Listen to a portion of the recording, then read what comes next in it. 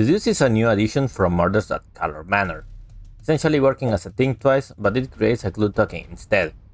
Paired with cards like Hard Evidence, Indestructible Bridges, and Cleansing Wildfire, it synergizes perfectly with Thoughtcast to build a weird but solid control shell. In this video, we will go through a deck that went undefeated in the Pauper League a few days ago. The plan is to stall the board with cards like Bread Weapon, Moment's Peace, and Weather the Storm, to buy us some time, generate value with Algor of Bolas, Deduce, and Hard Evidence, and kill our opponents by milling them with the Stream of Thought or creating a big army of birds with Murmuring Mystic. So we're going to test this list and see how it works against popular meta decks. This deck is by nature slow, so the first turns will require setting up the sweet spots of 4 artifacts in play just for your Thoughtcast costs only 1 mana. That said, it's unfortunate that we got off to a slow start, as our opponent has started to get value with Moon Circuit Hacker and Traveling Inspector. For now, I will play Hard Evidence and aim to play a Murmuring Mystic later to stabilize the board. The only problem with that plan is that as long as they keep up the untapped blue mana, that could represent a Metallic Rebuke. The opponent plays a Novice Inspector and attacks, so I will just block the ninja with my Busted Crab and take 1 damage. The opponent then unfolded their hand, always keeping up the blue mana, and now they have 2 available Springleaf Drums. They attack, and I block the ninja again and drew a card in the end. While not great, Cleansing Wildfire is fine at ramping us ahead to play a Mystic and have enough mana to pay the 3 mana attacks of Metallic Rebuke. However, the clue tokens from my opponent are also giving them some depth into the deck, and it's just a matter of time before they cast and all that glitters. Of course, the opponent found it, and now I am forced to use the Moment's Peace before they draw their cards, as otherwise I will be dead if they didn't have the contra and managed to draw it. Still, a Gingerbread with all that glitters is almost impossible to beat pre-sideboard, so even though I can stall the game, I can't really win, so we will move to game number 2. Game 2 is a different story, as we board our 4 copies of Ancient Grudge, an extra Bread Weapon, and a couple of Pyroblasts are good to have. Initially, I was planning to set up Algor of Bolas with this hand, however, I think it would have been better for me to play a tap bridge to be able to Ancient Grudge my opponent twice on the turn 3. Regardless, I am not under a lot of pressure right now, so I can wait 1 turn or 2. The opponent on their turn play a Relic of Progenitus and attack with haste with the Gingerbread. While I understand the idea of the Relic, I really don't think it's a good against this deck, so we will make them realize that in a few turns. Meanwhile, the opponent plays an Enforcer, attacks and passes, and now I can untap, kill the Enforcer, and since the Grudge is still on the stack, the opponent can't exile it with the Relic. After this, the opponent attacked once more, and I started to outvalue them by drawing cards and adding more permanents to the board. Then, the opponent played 2 back-to-back Ornithopters and fell into the Bread's Weapon trap. So on my turn, I just cast it, and as expected, they conceded. For the third game, having access to Ancient Grudge on the free hand is great news, so we keep it. The opponent starts strong by playing a couple of lands, an Inspector and a Drum, and to that, I will just fix my mana and pass.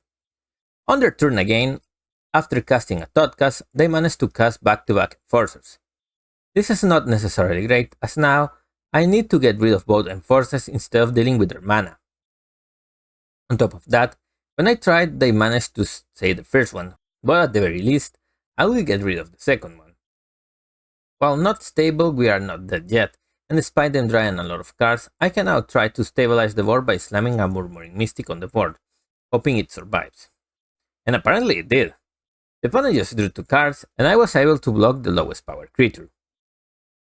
Without further delay, I cast Brainstorm, shuffling some lands back into the deck by cycling a Lorien Revealed. Then I play Hard Evidence, creating a bird, and an Algor of Bolas will find the much needed Deduce to cast for 1 mana or Thoughtcast. At this point, the only way I can lose is by a hasty Gingerbread with an All That Glitters, so I need to find the answers for it quickly. To do that, I cast a Deduce and 2 back-to-back Thoughtcast. I not only found the Grudge, but also find a second copy and a Bread Weapon, so I feel more comfortable with my chances of winning.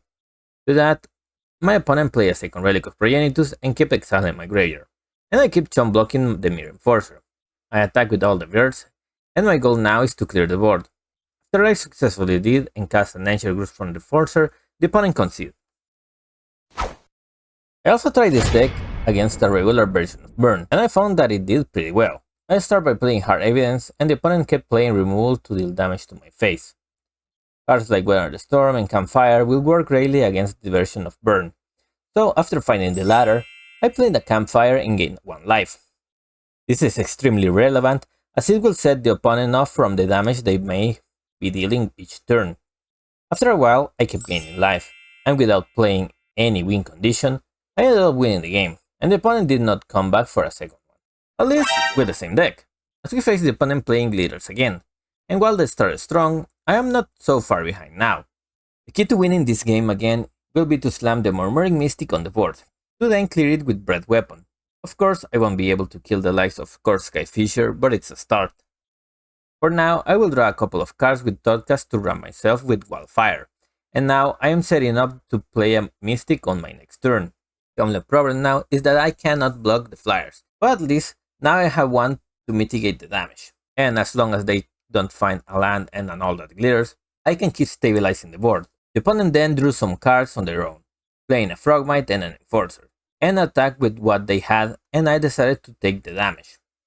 I used a Deduce main phase, finding Breath Weapon, clear out the board, and a Stream of Thought created the blocker for the flyer and pass it back. The opponent then found the leaders and slammed it on the flyer, but it was just a matter of blocking it. On my turn, I play a Hard Evidence and a Campfire, allowing me to gain life and draw a card from the token. Then they cast Thoughtcast, and since I knew they were low on lands, I decided to slow them down by countering their spell and gaining some life. I chump blocked as expected, drew an extra card on my turn, and a second one to then attack with my party. The opponent then started to play a lot of cards again, and a Moment's Peace prevented the damage, allowing me to create more flyers. In my turn, I played some cards and created a few more tokens. I also have to pass now, as I can't really get through their blockers, and on their turn the opponent played a second Glitters, to which I used Devious Cover to get rid of. The opponent attacked again. I made the necessary chump blocks and even traded for a bird, which was great. Galvanic Blast put me in some danger, so I gained some more life on my turn, holding down Moment's Peace. The opponent played a Gleamhack and attack, and now I just created 2 tokens and gained some life. And yeah, the opponent scooped and didn't want to play Magic again. This time we will face a monster Tron deck. First, it may seem like an easy match, but things got complicated a bit more than they should have, and you will see why in a few. For now, I will play Hard Evidence and pass. Since the first turns are just for setting up, we are somewhat at a bit of a disadvantage, as they can search for their combo pieces quicker thanks to cards like Prediction Mat or Crop Rotation. The good news is that Cleansing Wildfire has an extra value against them, as it can be used to destroy their land and get them off mana. But before doing that, I decided it was a good idea to hold Devious Cover up just in case. Upon an attack, I chump block and they tried to resolve another Moon's Crusher, which I managed to counter. However, they tried to prevent my cards from returning to my library with Crop Rotation. This was a very situational thing that worked in my favor, as now they don't have the green card to protect their lands, and I can kill their land. After casting Brainstorm, I killed their land and also happened to mill them to return my Devious Cover to the deck. I am still in a tough spot. However, as the 7/7 is threatening some massive damage, and a big 3 also joins the party. After taking a big hit, I untap and cast a couple of draw spells to eventually hit the 4 artifact threshold to start casting Thoughtcast for 1 mana. As long as I can survive this turn, it will be just a matter of finding a Murmuring Mystic to stall the board and then kill them with a Stream of Thought. After playing some spells, eventually they attack with both big creatures and I chump block the larger. Now I have a couple of options, but for now I will start by playing a Tap Lamp and an Augur of Bolas, which reveal a Wildfire. This lines up with our plan, as now we can cast it against one of the opponent's lands, and we will keep Moment Peace up to prevent the damage. They attack and we proceed as planned. Post combat, the opponent played another big creature and ended up turn. Since all I need are lands, I decided just to pass back the turn, and the opponent decided to play as many spells in a row as they could. As they attack, I decided it was a good idea to cast Moment's Peace to prevent the damage and 2 back-to-back Weather Storms at the end of their turn that put me from 8 to a crazy 4v1 life total. From there, I decided to crack a clue and use Wildfire on my land, to rile myself up and draw a card. Then, since I will need my Weather Storms again, I mill my opponent a bit and shuffle my gain life spells back to my library while holding Counterspell. The opponent gains some life and attack with everything, and at the end of the turn, I crack a clue, drew a land and pass. While I tried to play an artifact to draw a card, I decided it was a good idea to use the counter so I could draw a much needed card.